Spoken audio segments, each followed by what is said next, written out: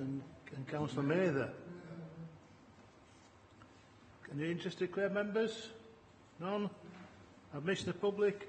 There's one item that is in the private session, and as usual, members will have all read all the details in that. So unless they refer to it, there's no need for us to chuck the people out. Deputations and petitions, have we got any? None. Public question times, have we got any? None. Members' question times? Go on, Martin. Thank you, Chairman. Yes, just as we've been talking before the meeting, we have an events policy on here which relates to some things, but I'm concerned that officers appear to be interpreting policy before it's been to members and been before to consultation. In particular, I'm aware that officers, although it's not covered in the terms and conditions of hire, are telling fairground owners now that they can't give the traditional prize of goldfish to people. Obviously, I think that should have been a subject of consultation, and although they will discuss it later in the events policy, I don't believe it actually it actually contravenes that. So there's the issue about officers imposing policy before it's been introduced. That sounded very much like a statement to me rather than a question, Martin. Do you agree that officers should do it, Chairman? I will discuss that when we get to the item on the agenda. We'll clarify that point on the agenda when we get to that item. Any other questions by members? Only Martin here. Oh, Carol? Nothing. Item 7, Corporate Performance Report. That's you, Graham, is it? Sorry? Item 7. No, item 7 is a deputy leader in the Leader of the Council Chair. Any questions on item 7? No questions? All agreed? Item 7 is done. Item 8. Send update. Who was that one? Thank you, Chair. Thank you, Chair. This report provides an overview of the strands of work relating to children and young people with SEND and demonstrates how these are linked. In particular, asks members to approve the draft of the accessibility strategy. This is a statutory policy and has been developed in partnership with parents, children and young people and other partners through the work that was undertaken through the High Needs Review consultation earlier this year. The policy sets out the Council's responsibilities and our expectations of schools. We are also asked to offer our continued commitment to the objectives in the SEND strategy. This too has been developed in partnership with colleagues from health, social care, education and the third sector, alongside partners, children and young people. Both strategies set out clear plans for the improvement of provision for children and young people with SEND in order to help them achieve the best possible outcomes. Thank you, Chair. I'd just like to second that, Chair, and just say that the SEND strategy and the accessibility strategy are examples of real, genuine co-production with people who have these issues impacting on their lives, and I very much welcome them. Any questions, anyone?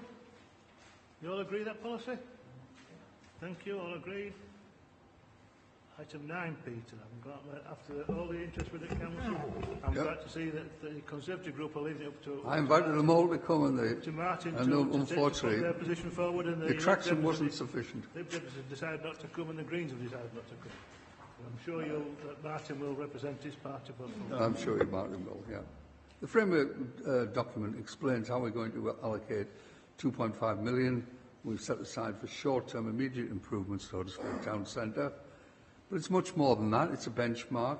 It's a standard, a criteria. It refers to the need to improve the outlook of the centre, the retention of buildings, the relationship between buildings, improvement to street furniture, the need to discreetly interject trees and greenery, to replan physical access, to make sitting in and walking through the town a pleasant experience. It's a reflection of our understanding that visitors to the town centre have to have a reason to come. And it must be a pleasant experience that would encourage them to come again and to shop in the town centre. As we roll out the improvement strategy, we'll talk with other stakeholders, the shopkeepers, the shoppers, the college, the university, as well as the wider business community. So this isn't the end of the story, it's the beginning. We are going to make major investments in the town centre, which will, the details of which will emerge. And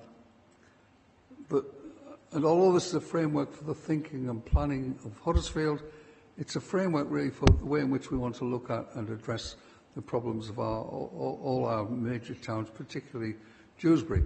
So it's a starting point. It's indicative of what we will do and plan for the future of the town centre.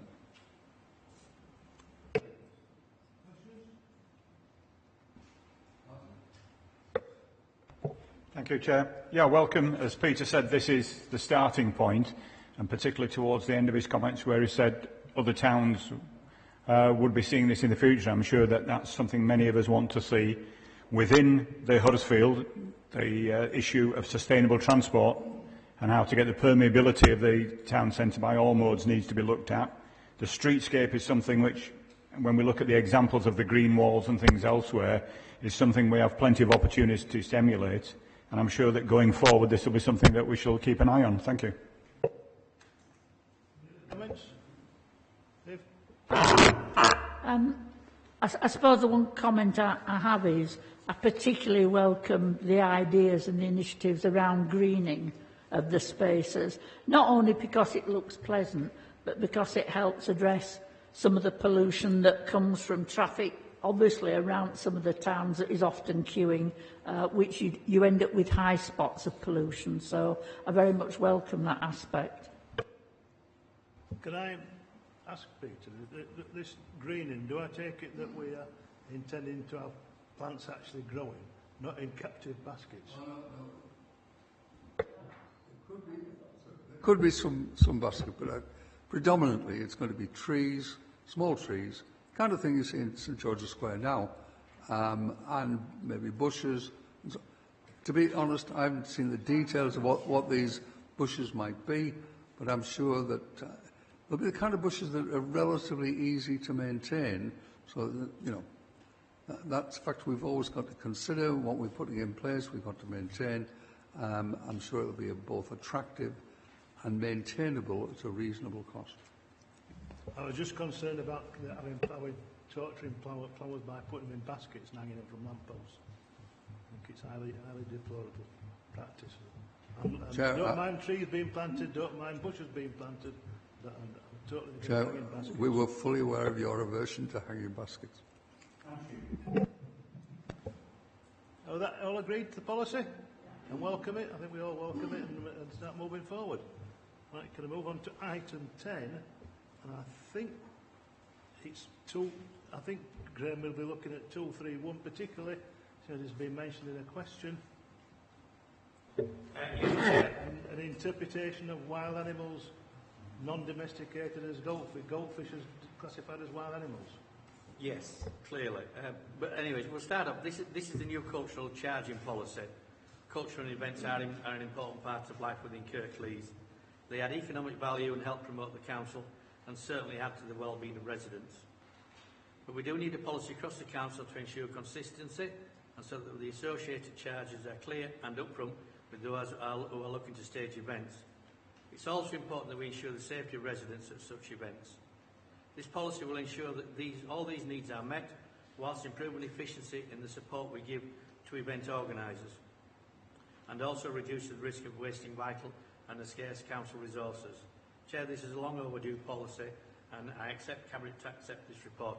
And going back to Martin's goldfish, I believe that 2.3.1 says that, I'll read this out, the council reserves the right to not grant permission for an event on the highway or council controlled land to organisations or allow any advertisements which are non-inclusive that may bring harm to people or animals. My interpretation is a fish is an animal, and I don't think in a modern society we should be giving fish away as prizes. It's a different thing. If you want to go purchase one from a shop, you're making a conscious decision. I don't think animals should be given as prizes at events, whether it's whatever, throwing a thing in a goldfish ball, whatever. I don't think, as I say, I don't think we should, just because it's a fish, treat it differently from any other animal. Seconded? Yeah, so outside our goldfish policy, I think we've got to be aware that what we're trying to do now is to ensure that events do take place. They're very important for the vibrancy of town centres. One sees this evident not merely in Huddersfield and Dewsbury, but in all the village and town centres. Recently seen, the Food and Drink Festival in Huddersfield, the new markets in Holmfirth, both of which are operated by the private sector or by private individuals who've run the thing very well. And it shows that local individuals, local groups can run things equally as well as we can. So with our limited resources, we're trying to be an enabling role rather than a providing role, which traditionally we've done. And actually, in so many cases, it's actually better than what we did in the first place. Just a question on, if you go on to 232, Graham, just say, it talks about that those that are members of species not normally domesticated in Great Britain. Are you saying that goldfish are not normally domesticated in Great Britain and are wild in Great Britain? I suspect there are some wild goldfish in this country. That's mainly around circuses, and that's in line with government policy and the recommendations from, I think it's DEFRA, the relevant government ministers. But that's in the national policy. Any further questions? Martin, I'll allow you to ask one. Thank you, Chair. If we look at the wider policy, because we come on to individual things, the Appendix 2 has a charging framework for outdoor events, which will include an admin fee for processing paperwork when making a booking. Nothing in the appendix. It says you're going to pay a full rate if you're commercial, non-commercial, etc. It would be handy to have the actual rates when you're passing the policies so that people could see the charges in that. There is reference to the Safety Advisory Group. Now, reading the text, the Safety Advisory Group, and I've worked with quite a few of these over the years, can be beneficial, but again, there's nothing about the structure and legality. My understanding is a Safety Advisory Group is purely that. It brings people together to advise event organisers.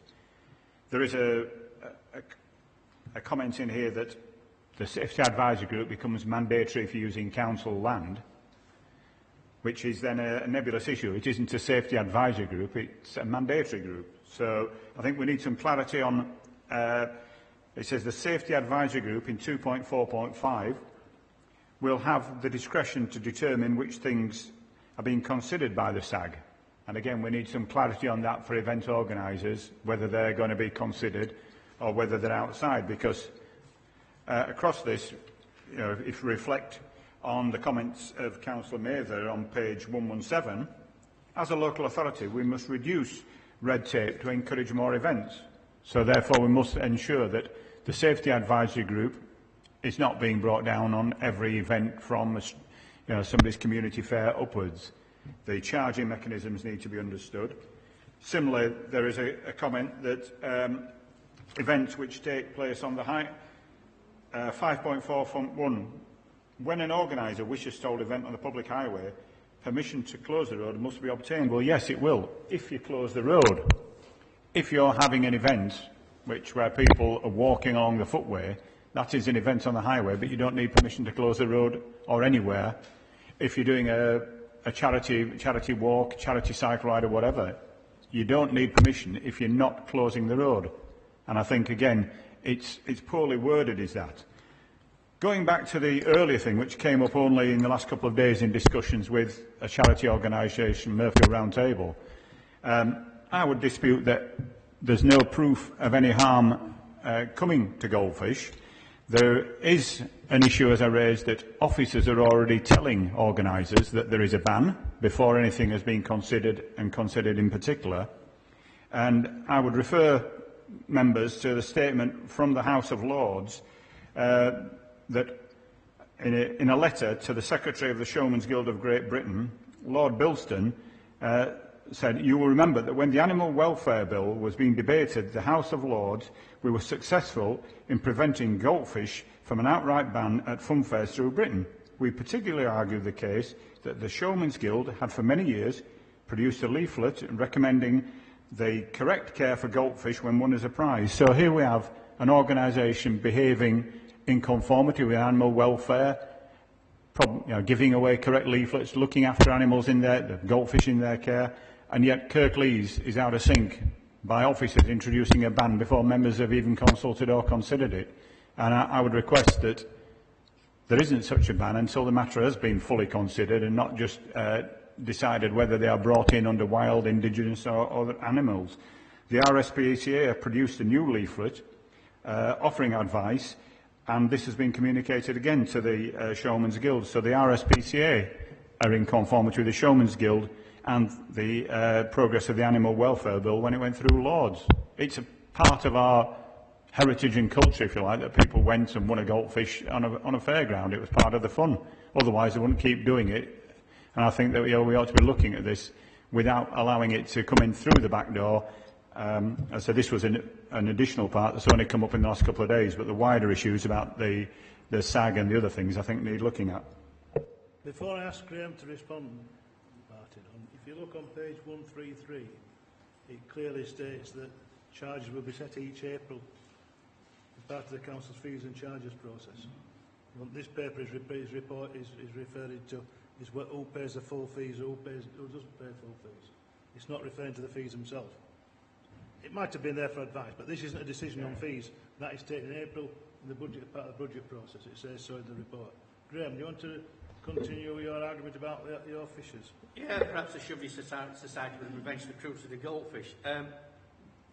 We could sit here and argue whether the goldfish are ill-treated by the fairgrounds, etc. But I still refer to my original comment that I think just because we used to do it isn't a reason to continue doing it. Animals of any sort, whether it be goldfish or whatever, shouldn't be used as a prize. They shouldn't be given away. As I say, if you make a conscious decision to get a goldfish, you go to a relevant pet shop and buy one. I don't think, as I say, just because we used to do it doesn't mean say it's right. We used to do bear baiting, but fortunately we realised that was true and we stopped that. Chair, I think this policy is applicable to goldfish. I don't think you should be giving goldfish away. And if officers have been interpreting in advance of this report, then we obviously need to speak to officers. But my interpretation is goldfish are included in this, and we shouldn't be giving them away as prizes. We don't know who's going to get them when we give them away, do we? You wouldn't give another animal away to somebody wandering down the road. Why should we treat goldfish any different? They are salient beings with feelings, and I think they're included in this policy, and we should stop giving them away. Chair, can I seek clarity then? If we can, you've said then that this comes into effect from 1st of April next year. No, but on 116, David, it says adopt the events policy and implement it from the 1st of April 2019. So, at the moment then, that policy is not implemented. Thank you. All in favour of the policy? Thank you very much. So that's approved. Can we move on to item 11? Yep. Compulsory purchase order. I move it, Chair. I wholeheartedly support this proposal, which over a 60-year period gives us 7 to 1 ratio of benefit to investment. That's a bland way of stating what is true and more meaningful in people terms. It means journeys to and from Halifax and the motorway will be shorter by minutes and seconds in time. The millions of users over that time scale, you can imagine the saving that is given. It reduces major pressure on Lindley. It helps decongest one of our main arterial roads. It has great benefits for Halifax and Calderdale, which we all benefit from. True, there's been a few CPO interventions which have been painful for some, albeit none have lost financially. The engineers have come up with creative solutions in the Lindley area, which for some has been most helpful, providing a better and accessible parking. I congratulate the designers highways generally. It's a model of what the West Yorkshire Transport Fund is all about. That is to say, releasing capacity, reducing congestion, which will bring great wealth benefits in the long term to the people of this area. Thank you.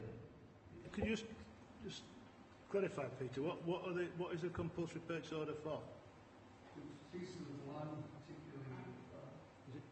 Is it just land? Pieces of land, people's gardens, particularly in Blacker Road, the Blacker Road area. There was also some acquisition in the Linley area.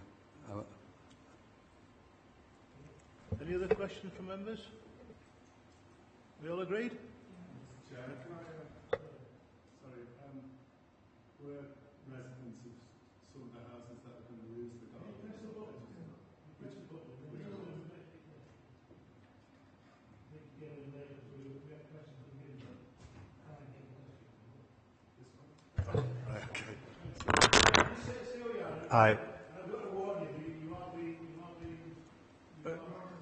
I'm being filmed.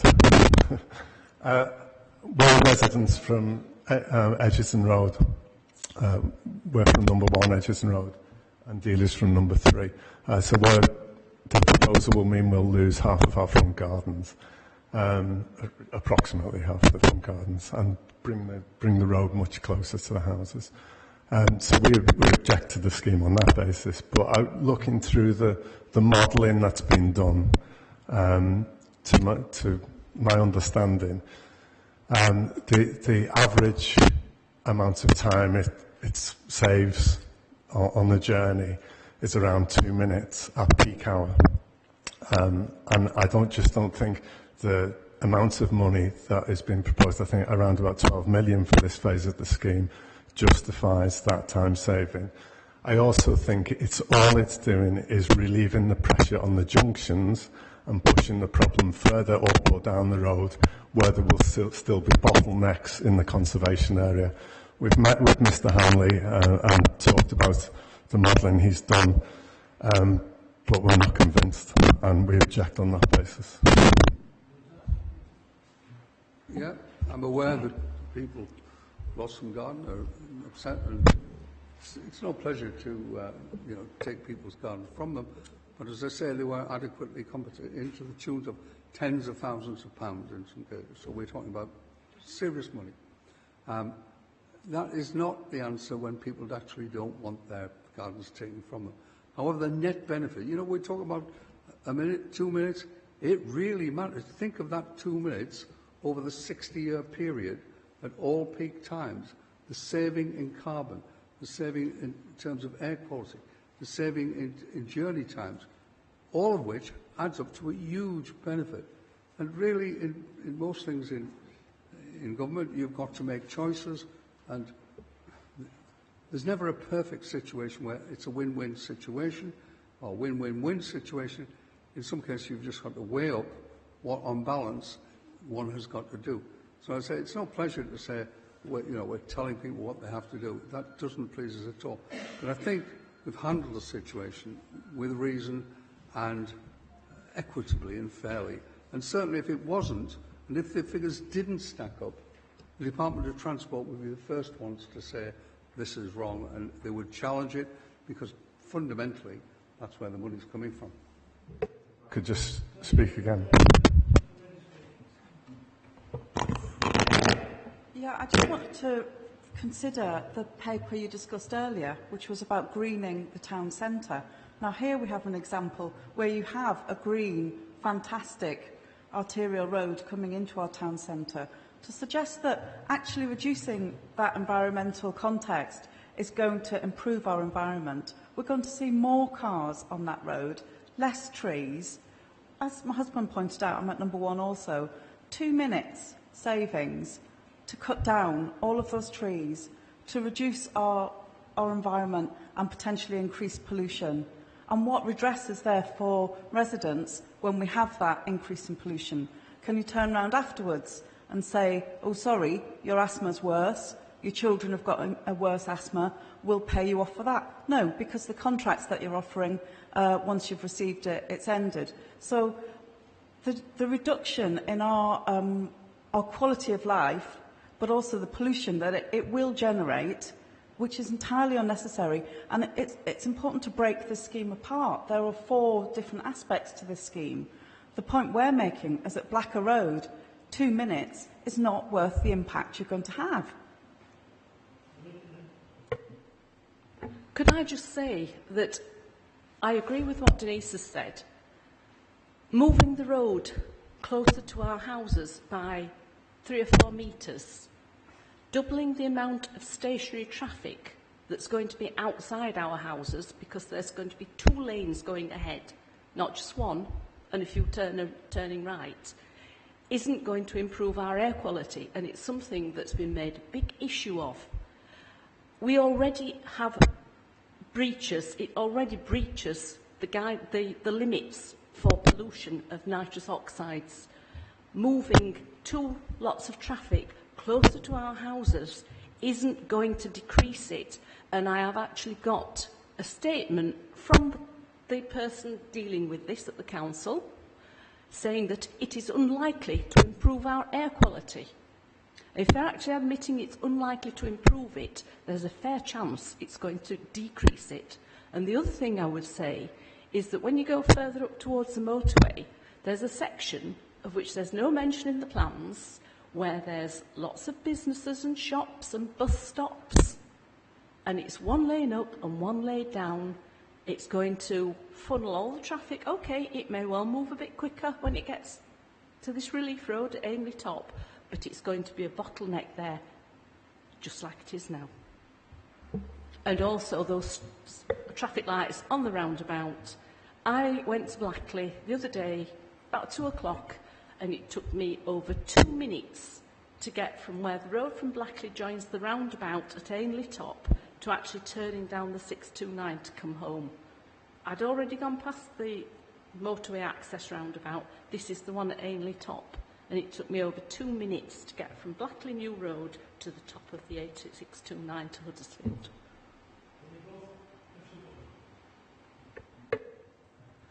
Thank you. I mean, I can understand the concern because it's difficult to understand the implications of the 2 minutes we're talking about.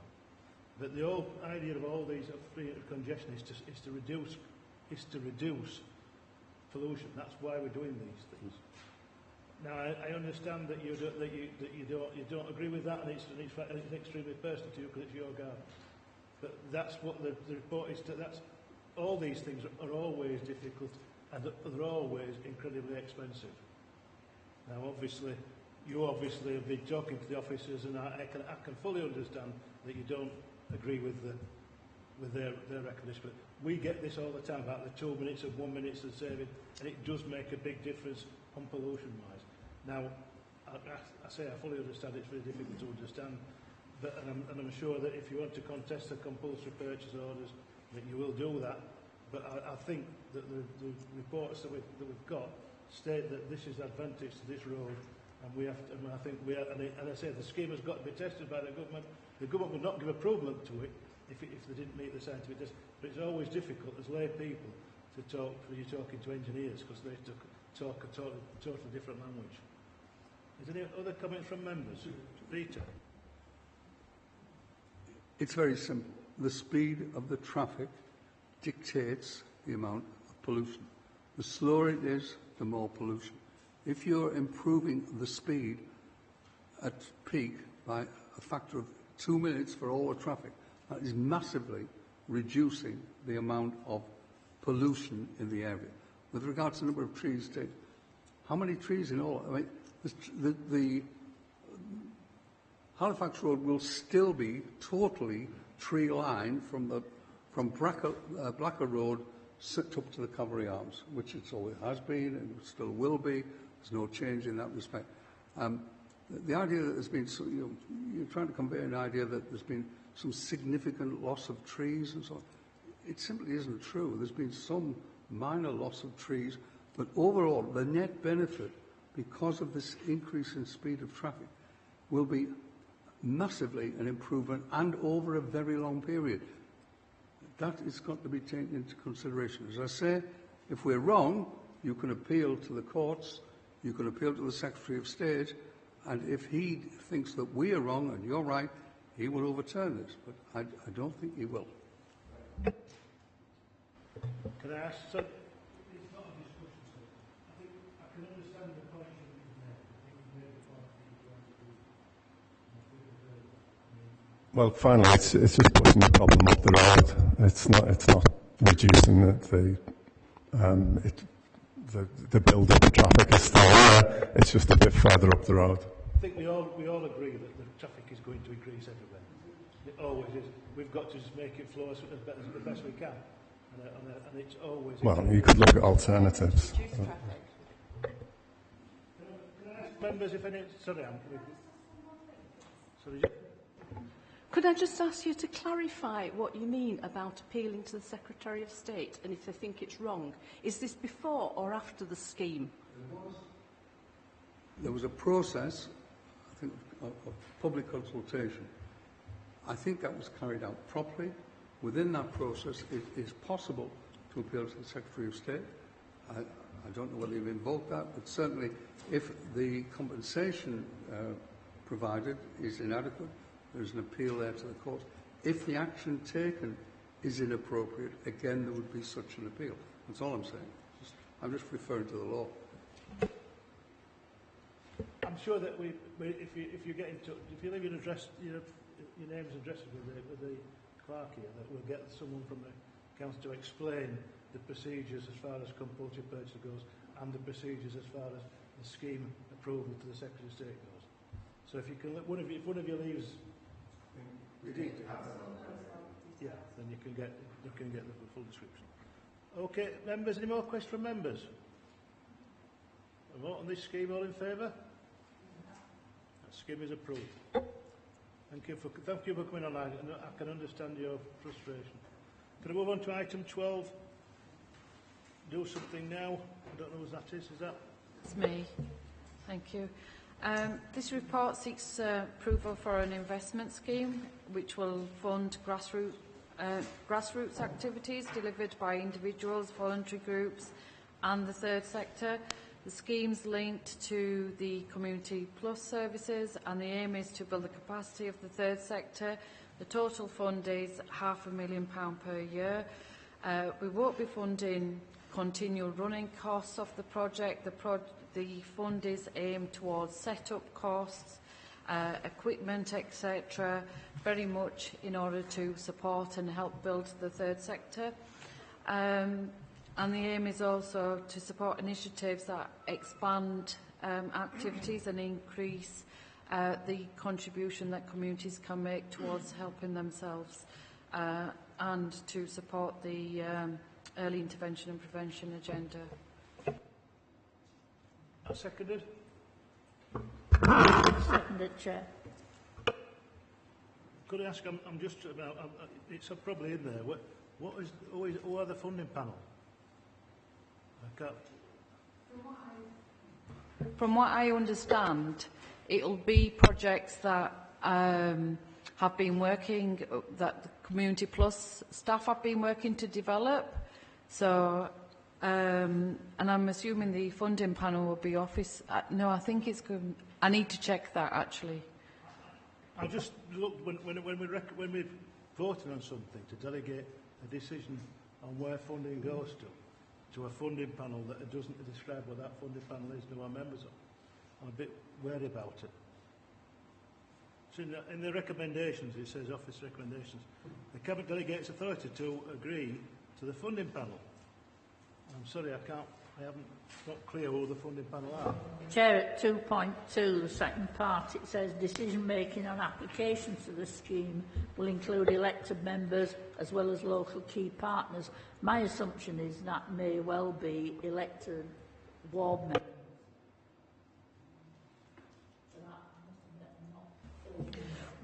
Ward members are to be informed of who's putting forward applications and they will be involved in the whole process. It's just going on that bit. It says appeals go to two relevant service directors. It doesn't actually say what the panel. It says the panel to include elected members. But we talk about making the member the centre for what things the council's doing. Yet here we've got funding that decisions are being made, and it's not clear what part members will take in that.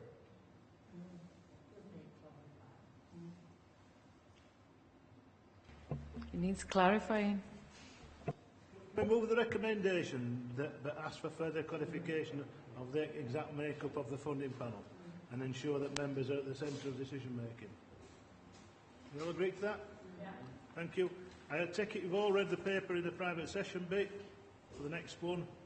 So we've taken the bit so you don't have to chuck everybody out. So we go on to item 12.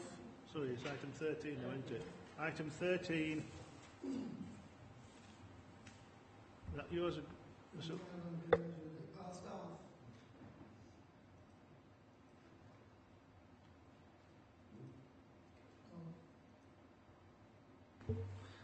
Thank you, Chair.